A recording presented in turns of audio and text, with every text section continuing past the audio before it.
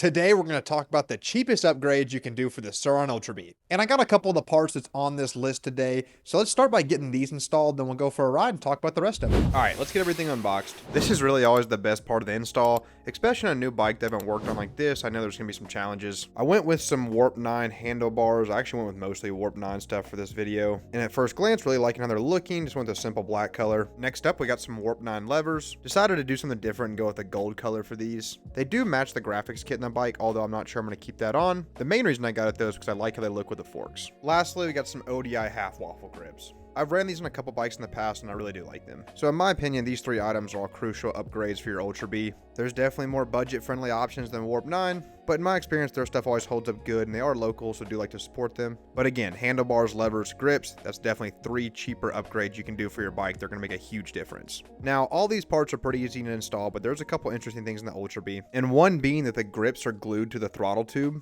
Now, I didn't do my research on this, and once I did, I thought surely there's a way to get these off. I even have a tool that I use to re-grip my golf club, so I thought this could help. You know, it's kind of like a hook blade. But man, I cut on this grip for like 10-15 minutes, and let me tell you, it's not coming off. I don't know why Surron did this, but it's unavoidable to get a new throttle tube, in my opinion, if you're looking to change grips. Luckily, the most common solution or upgrade for this problem is just getting a Warp 9 throttle tube. So after accepting defeat, we hit the road to Warp 9. And if you're in the Salt Lake area and need some parts, definitely recommend checking out this shop. And to my surprise, they actually had a Komodo in the shop. The only thing about this bike that is interesting on first glance is it is super skinny. Overall, a great looking bike, but now that I've seen one in person, definitely content with the Ultra B purchase. We got our throttle tube, mission was a success. Let's head back to the garage. So just keep in mind, if you're looking to change the grips in your Ultra B, it's going to be a little bit more expensive than usual, but still, for the combination of grips and a new throttle tube, about 60 bucks total, so not too bad. Now, when I'm working on a new bike, I like to actually break things down and get to know when I'm doing upgrades, because you know you're going to have to fix it eventually. So I did take the whole throttle apart, and let me tell you, one weird thing about this is getting the spring back in if it falls out.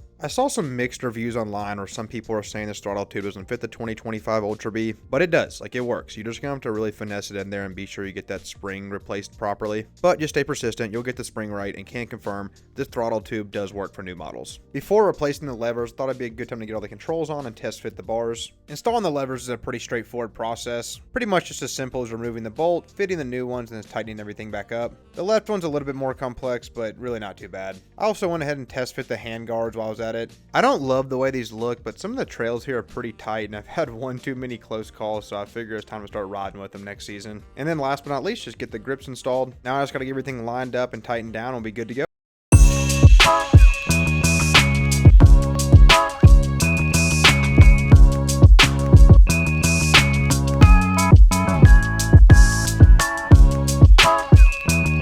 Alright, it's time to test everything out and talk about the rest of the parts on this list. But off the rip on the ride over here, everything's feeling really good. Levers, grips, bars, all under $100, give or take, depending on what brand you get. And every single one of these items makes a huge difference. Man, it feels so good to be riding again. I have not been on the bike at all the past couple weeks. In the warmer months, I'm pretty much riding every day.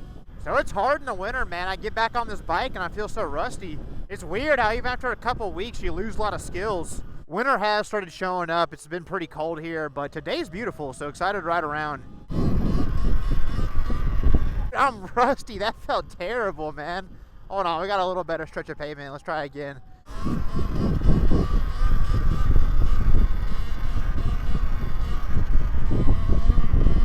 Okay, that was a little better, but man, a couple weeks off the bike, I didn't think I'd be doing this bad. But let's talk about the rest of the parts on this list. And I should have mentioned this earlier, but really I'm going for parts that are under or around $100. And so the first thing I want to talk about, which I will be getting soon, is a seat cover. Now the seat on the Ultra B is actually great, but it's still not the best material to lock you in. And for 70-80 bucks, you can get a seat cover, throw it on yourself. And in my opinion, seat covers really do just help with wheelies and off-roading and whatnot. Depending on what brand you get, you can customize it and make it your own.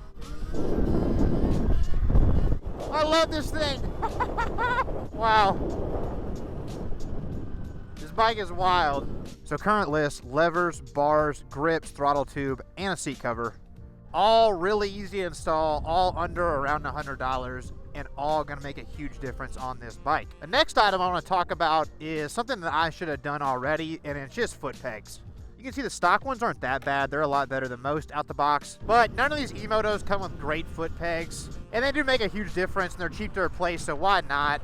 Just like the seat cover, usually you can get whatever color you want. Like I'm thinking I'll probably get some matching gold ones to go with these levers. Man, it feels so good right now to be riding around with no purpose. I really do miss this. I can't wait for spring. Let's do some supermoto off-road and see how these wheels do.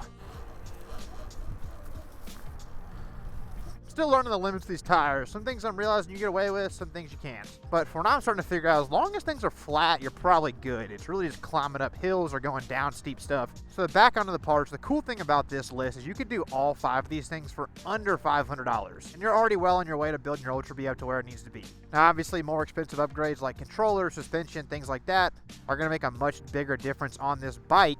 But the little things still matter too, so this is a great place to start. Already riding around with this setup, just the levers and the bars, the grips, it feels so much better. But let me know, what do you guys think are the best cheap upgrades for this bike? Definitely could have kept going with this list today. A lot of honorable mentions I could have thrown in. These just felt like the 5 most important items to me.